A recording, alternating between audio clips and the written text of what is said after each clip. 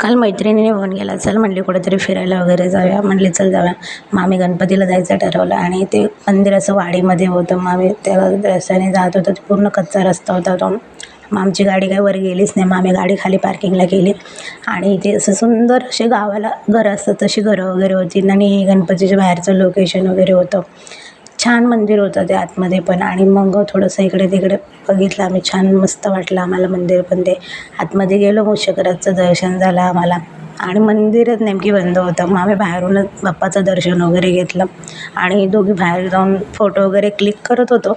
आणि तेवढ्यात ना माझी फ्रेंड म्हटली, अजून एक मंदिर आहे वाटतं तिथं कसलं तरी. मग आम्ही म्हटलं चल जाऊन बघून येऊ आपण मंदिर.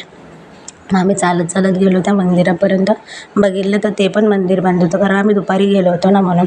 आणि मग मी खिडकीतून चेक करत होते कसलं मंदिर आहे. मग ती म्हणली मी जा इथून बघते कोणतं मंदिर आहे. मला ती म्हणली इकडे येऊन बघ कोणतं बाप्पाचंच मंदिर आहे हे पण. मग बाप्पाच्या पाया वगैरे